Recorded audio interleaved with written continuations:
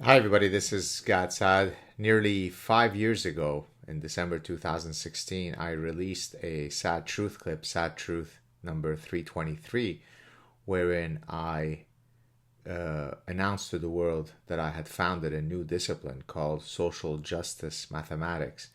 And I even donned a social justice wig, a red wig, to demonstrate my aposematic fierceness, ideological fierceness. Uh, Let me just mention a few of the key highlights from the new field of social justice mathematics. By the way, what I had done basically is I had gone through a bunch of mathematical properties and mathematical language and argued that we needed to get rid of it because it was divisive and not inclusive and so on. So here are a few of these. So, for example, irrational numbers, they marginalize mental illness. We shouldn't use words like irrational. The inequality operator creates an ableist mentality. Prime, real, and perfect numbers, that's divisive language. Binary numbers perpetuate fixed binaries. Laplace transform, which is a mathematical operator, uses the trans prefix, so it is transphobic. Equilateral triangles are inclusive, isosceles and scaling triangles are bigoted. And I went on and on. I've heard actually from professors of mathematics who approached me and were cracking up, and they said they sit there and watch this clip of mine and laugh at the incredible stupidity that we're seeing. This was 5 years ago that I had prophetically satirized this, and now I'm the guy in the back of the room with my hands folded who waited for reality to catch up to my satire. So now we do have the arguments that math is racist. We need a new social justice mathematics. And so I came across this yesterday or the day before, I can't remember. This is from a website, thequeermathematicsteacher.com. So this is facilitated by Dr. Brandy E. Wade, who apparently herself is a queer individual, and she's got a really cool program that you can sign up for. It's called Visions of a Rehumanized Mathematics for LGBTQ plus students, a 6-part professional development series. Now, here you can pay on a sliding scale from $75 to $150. For example, I'm presuming that it's a function of your identity. If you are a transgender indigenous Muslima, then you probably get it for free.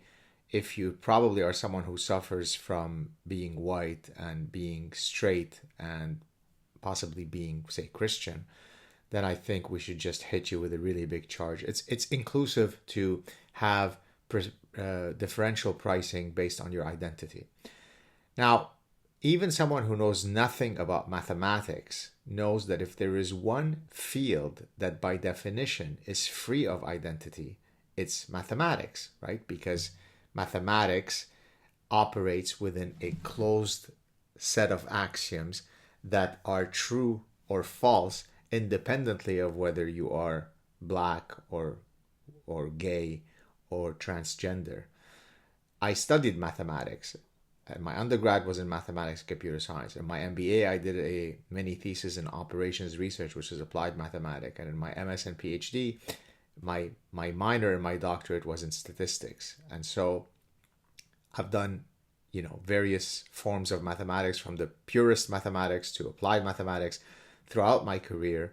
And I wasn't aware that there was such a thing as queering of mathematics, at least until I satirized it. Well, now we know that reality has caught up to my satire. Let me just mention here another thing that I saw on this person's website. So there's Camp for Mathematical Queries, but queries is written Queeries.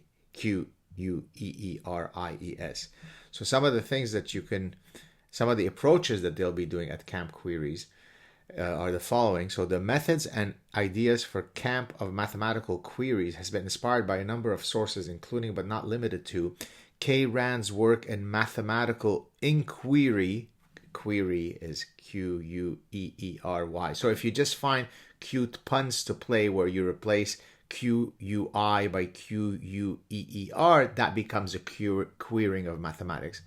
How profound. It's also, this camp for kids, I'm guessing, is founded also on Alexander S. Moore's work on the queer identity intersections of mathematics education. It is also based on Louis Leiva's work on mathematics as a white masculine space. There you go. I mean, think about all the key historical mathematicians. To the extent that they are white males, we can't really have that. The distribution of prime numbers would be very, very different if it were, say, RuPaul who was studying it, than if it were one of those disgusting guys like Newton.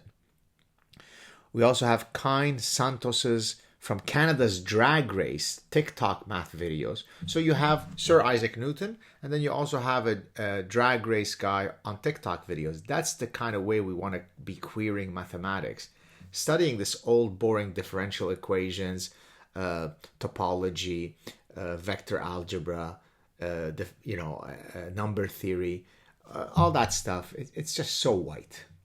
Instead, TikTok by drag queens is a way to rehumanize mathematics. We also have Rochelle Gutierrez's work in creative insubordination and rehumanizing mathematics. We have Brown and Walter's work on mathematical problem posing. Lessons from the book High School Mathematics, Lessons to Explore, Understand, and Response to Social Injustice.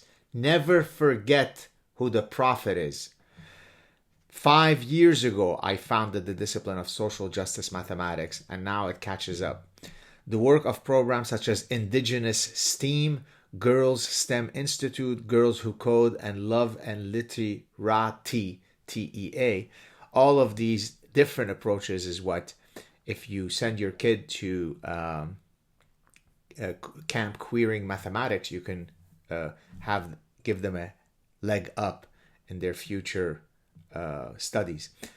Now let's contrast this to what I wrote in the Parasitic Mind. This is on page 57. Here we go.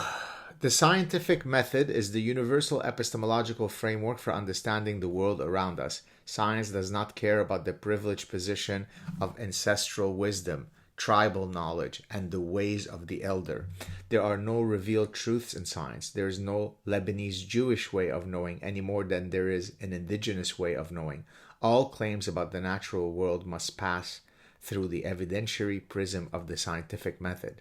Now, mathematics is even a stronger statement than that, because at least within the scientific method, there is, empirical data to be analyzed through mathematics.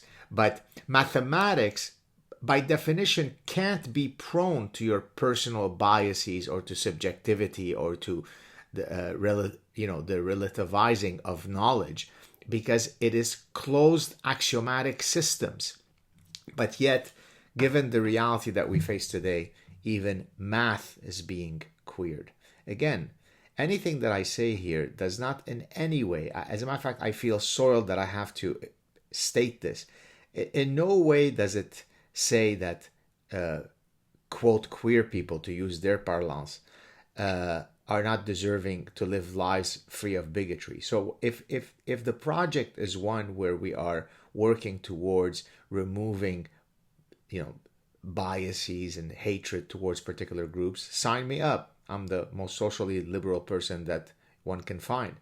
But when you start infusing this nonsense into knowledge, into science, into mathematics, as I've predicted for nearly 3 decades, which led to this book, then you really are heading down to the abyss of infinite lunacy. There is no queering of mathematics. There is mathematics. Have a good Sunday, everybody.